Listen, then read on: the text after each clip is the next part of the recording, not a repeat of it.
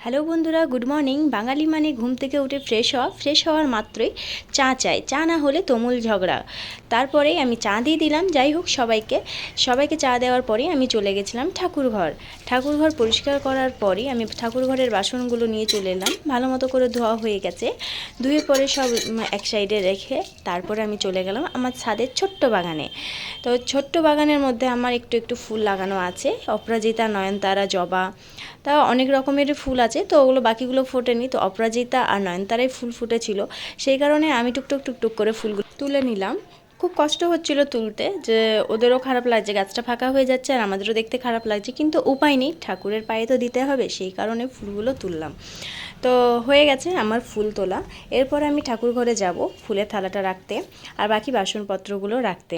ঠাকুর ঘরে এসেই আমি সব বাসনপত্রগুলো রেখে দিলাম, থালাটাও রেখে দিলাম। এরপরে তাড়া লেগেছে, আমার স্বামী যাবে ডিউটি, সেই কারণে আমাকে রান্না করতে হবে জলখাবার।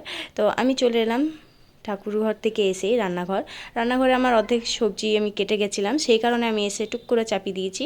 তারপরেই আমি সবজিটা একটু নাড়াচাড়া করেই আমি ঢাকা দিয়ে দিলাম। তারপরে আমি এক সাইডে রুটি করতে লাগলাম, যেহেতু তারা মারছে যে আমি যাব ডিউটি, সেই কারণে।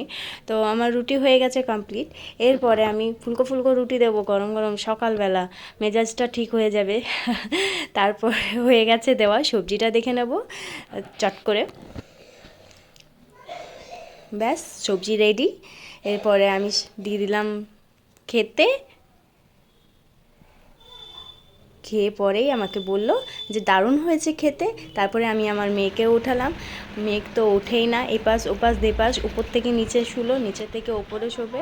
তারপরেও সুতোটা দেখাচ্ছে, হ্যাঁ, বিপত্তারিণী গুড পুজোর মর্নিং সুতো বেটা। যেটা পড়েছে সেটা দেখাচ্ছে ঘুম থেকে উঠে ও বলে। ওরে বাবা রে।